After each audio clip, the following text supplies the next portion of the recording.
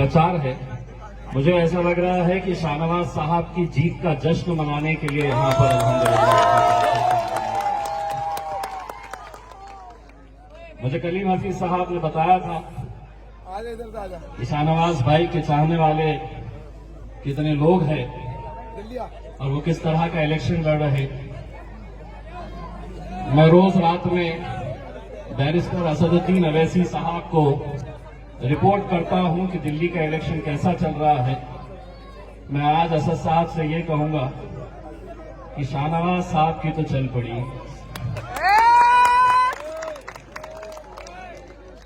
क्योंकि जो जोश और जो जज्बा मैं यहां पर देख रहा हूं अल्हम्दुलिल्लाह आप लोगों के बीच में, उससे एक बात यकीन है कि 4 तारीख के दिन कौन कितनी कोशिश कर रहा है, कौन कितनी साजिश कर रहा है, कौन कितने षड्यंत्र रच रहा है, इंशाअल्लाह यहां पर तो सिर्फ पतंग ही उड़ने वाली है। मैं आज कई सारे जलसे अटेंड करके आया हूं। शाहनवाज भाई को ये बताना चाहता हूं कि अब अल्हम्दुलिल्लाह इतने सारी जगहों के ऊपर जब जाते हैं,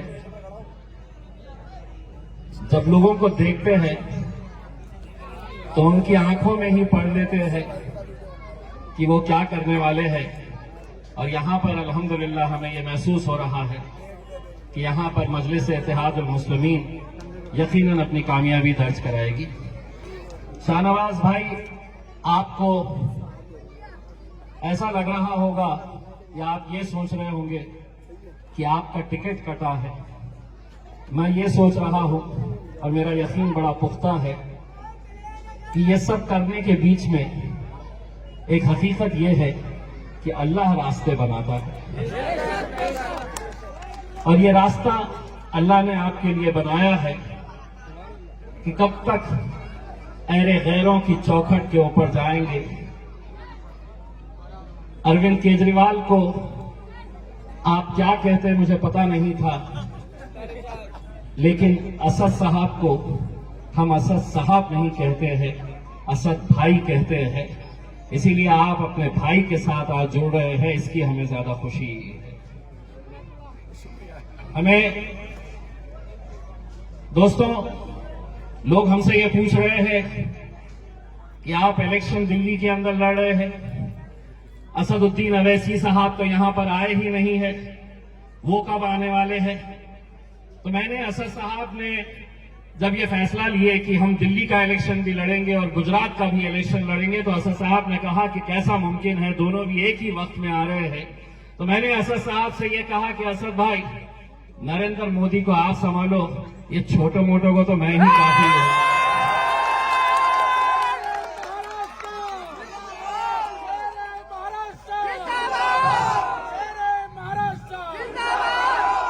मैंने उनसे कहा कि नरेंद्र मोदी से आप भिड़ो, ये छोटा पप्पू पेजल मेरे लिए इसका कभी भी अल्हम्दुलिल्लाह।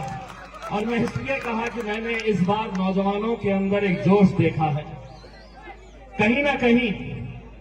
और शाहनवाज भाई, आपको भी ये बता दूं कि बहुत सारे इलाकों के अंदर जब मैं पैदल दौरे कर रहा हूं, कलीम भाई भी हमारे साथ में रहते हैं, कई सारे पैदल दौरों के अंदर मुझे एक बात का एहसास हुआ है कि रास्ते में जब हम पैदल दौरा करते हैं तो किसी कांग्रेस वाले का ऑफिस पड़ जाता है, किसी आम आदमी पार्टी वाले का ऑफिस पड़ जाता है, वहां पे लोग बैठे हुए होते हैं, हम अपने अखलाक का मुजाहरा करते हुए हम उन्हें भी आदाब सलाम करके चलते हैं। तो जब हम आदाब करते हैं, वो इशारों में ही हमें बता देते हैं कि मफलर तो हमने उनका पहना है, लेकिन पतंग इस बार तुम्हारी ही है। और मैं इसलिए ये कह रहा हूं कि जब मैं 2019 के अंदर इलेक्शन लड़ने के लिए उतरा था, तो मैंने अपनी आवाम से और खासकर नौजवानों से ये कहा था कि तुम्हारा जितना भी जोश है, इलेक्शन के दिन जाना और वोट कैसा देना, तो थप्पा थप थप्पा थप थप्पा थप। तो ये हो गया था कि मैं जिस महफिल के अंदर जाता था, मेरे बोलने से पहले ही नौजवान बोल पड़ते थे।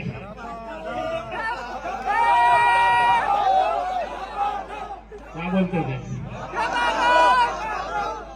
तो हुआ उसका असर ऐसा कि इलेक्शन का दिन था इलेक्शन के एक पोलिंग बूथ के ऊपर हम गए तो टेबल लगाकर, टोपी पहनकर, कोई कांग्रेस वाला बैठा था, कोई राष्ट्रवादी कांग्रेस वाला बैठा हुआ था, कोई अलग अलग पार्टियों के लोग बैठे हुए थे।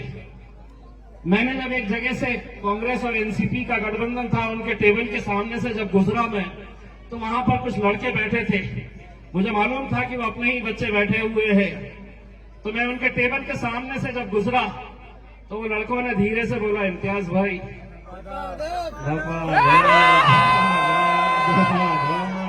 मैं बोला, इम्तियाज भाई तुम्हारी तो निकल पड़ी है। तो मेरे भाइयों, ये एक ऐसा वक्त आया है अल्हम्दुलिल्लाह, जिस जमात के बारे में तमाम राजनीतिक पार्टियां, तमाम लोग ये कहते थे कि ये जो बैरिस्टर असदुद्दीन अवैसी है, ये हैदराबाद का एकलौता एक एमपी है, और उनके बारे में कहते थे कि ये जिंदगी भर अकेला रहेगा, पार्लियामेंट के अंदर ये हमेशा अकेला रहेगा। अब बैरिस्टर असदुद्दीन अवैसी साहब अकेले नहीं बैठते, उनका एक भाई भी उनके पीछे जाकर बैठता है।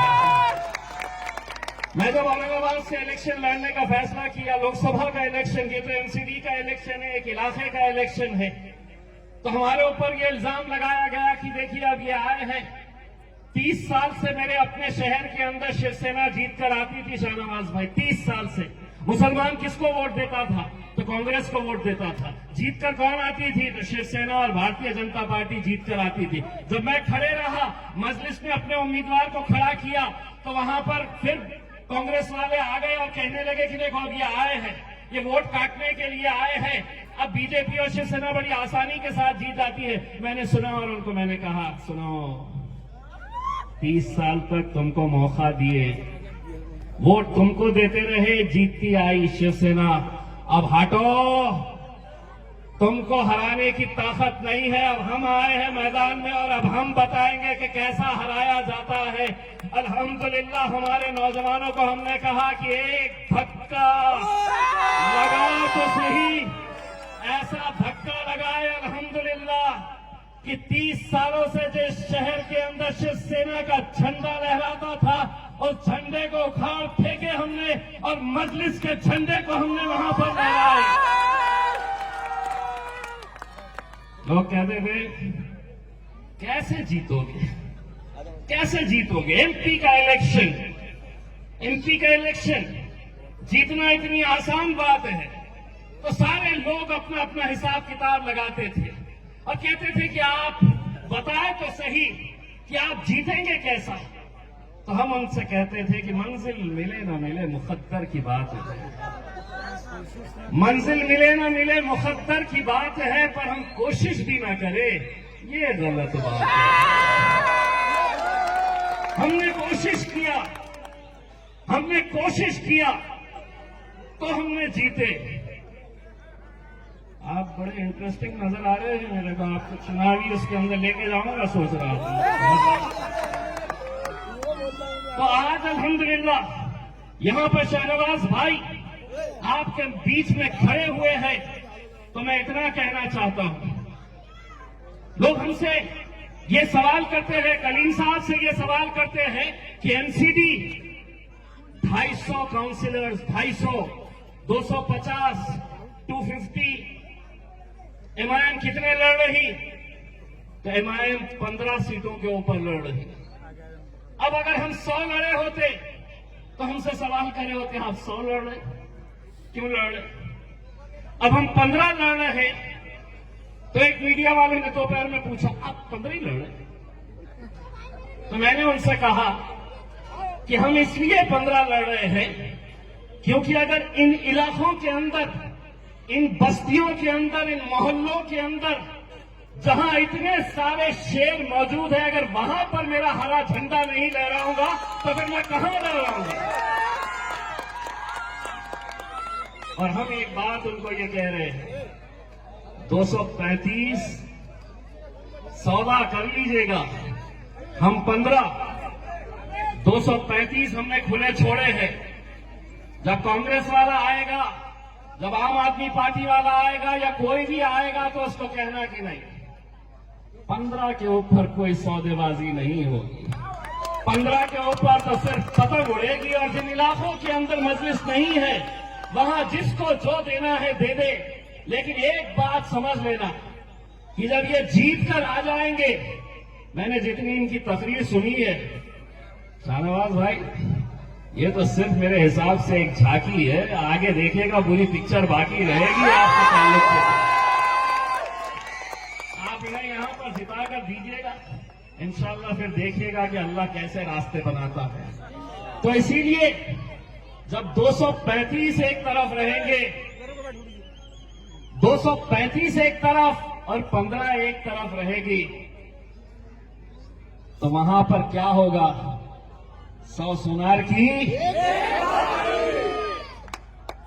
एक 235 एक तरफ रहेंगे। लोग कहते हैं कि अगर 15 आ भी गए, 15 जीत भी गए, तो क्या कर लेंगे? मैं कहा वही करेंगे जो लोकसभा के अंदर अकेला मेरा शेर करता है, अकेला बैरिस्टर असदुद्दीन अवैसी एक इतने सालों तक अकेले पार्लियामेंट के अंदर नरेंद्र मोदी की आंखों में आंखें डालकर, अमित शाह की आंखों में आंखें डालकर, अगर कोई मेंबर ऑफ पार्लियामेंट है जो तुम्हारी आवाज बनकर वहां खड़े रहता है, मेरे मन में एक सवाल आता था। यकीनन शाहनवाज भाई अपनी अलग पार्टी के अंदर होंगे, लेकिन उनके जहन में भी ये बात आती होगी कि आखिर एक दाढ़ी वाला जिसके सर पे टोपी है, शेरवानी है, आखिर उसको इतनी हिम्मत कहां से मिलती है? मैं जब पार्लियामेंट के अंदर गया तो उसका जवाब मुझे मिला, हमें हिम्मत अगर कहीं से मिलती है तो यहां से मिलती है मेरे भाइयों, यहां से मिलती है। क्योंकि जब हम खड़े रहते हैं तो हमें मालूम है कि हमारे पीछे इतने सारे बुजुर्गों की दुआएं हैं, हमारी पर्दानशीन माएं और बहनें हमारे लिए दुआएं करती है, हमारे नौजवानों की ताकत हमारे साथ है। अब बैरिस्टर असदुद्दीन अवैसी साहब अकेले नहीं बैठते, उनके पीछे मैं जाकर बैठता हूं। और आपने देखे होंगे जब 1 के 2 हो गए तो लोग बोले 1 के 2 हो गए, मैं बोला तुम्हारे लिए 2 हुए होंगे, हमारा गणित अलग चलता है, 1 और 1 11 की ताकत रखते हैं हम। और अब ये हुआ है कि जब असदुद्दीन अवैसी साहब खड़े रहते हैं तकरीर करने के लिए और कोई तो भी अंतर पंटर सामने से कुछ बोलता है तो पीछे मैं बैठे रहता हूं और मैं बोलता अरे चल बैठ दे बैठ। तो अब उन्हें तकलीफ इस बात की सताती है, वो तो बोलते थे, ये दूसरा भी बहुत बोलता। ये जमात वो जमात है जो गूंगे, मुक्के और बहरों की नहीं है, वरना उसी ऐवान के अंदर कई सारे राजनीतिक पार्टी के एमएलए एमपीज हैं। जब वक्त आता है तो मुंह फेर लेते हैं। आज कलीम हफीज साहब ने मुझे वो वीडियो दिखाया, वो यूट्यूब का, जिसके ऊपर कलीम हफीज साहब आपके मुख्यमंत्री साहब से ये उगलवाए, उन्होंने ये स्टेटमेंट दिया था कि मैं इस दिल्ली के अंदर गरीब मुसलमानों की बस्ती के अंदर, दलितों की बस्ती के अंदर 250 स्कूल खोलूंगा। कहां गया? हम 5 साल पहले तो इसी बहकावे में आए थे, इसी उम्मीद के ऊपर दिल खोलकर ये कौम ने उनका साथ दिया था।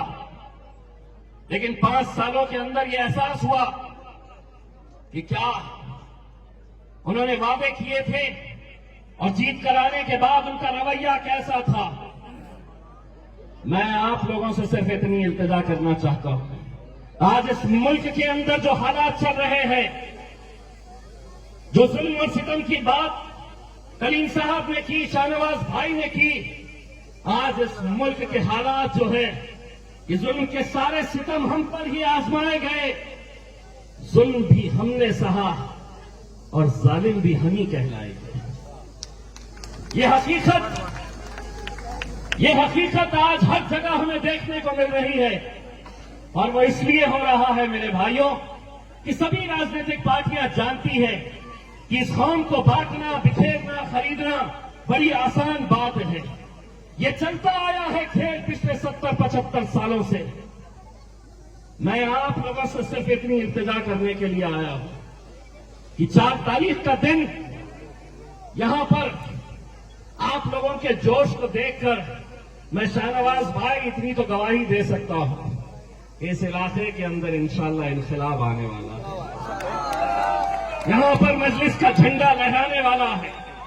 और मैं कलीम साहब का तहे दिल से शुक्रिया अदा करना चाहूंगा, जिन्होंने शाहनवाज भाई को यहां से टिकट दिया। मुझे भी मालूम था, हम भी ऐसा ही नहीं, हम भी अपने तौर के ऊपर हम ये पता करते हैं कि किस उम्मीदवार के लिए कितने लोग उनके पीछे खड़े हैं। और हमारे सर्वे में भी ये पता चला था कि यहाँ के नौजवानों के दिलों के अंदर शाहनवाज भाई छाए हुए हैं। अब यह है कि इलेक्शन जिताना आपकी जिम्मेदारी है।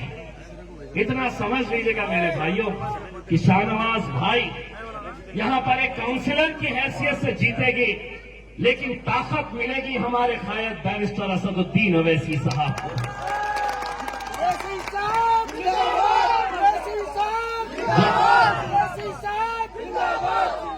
जब नतीजे आएंगे हम उस वक्त अपने अपने इलाकों के अंदर होंगे।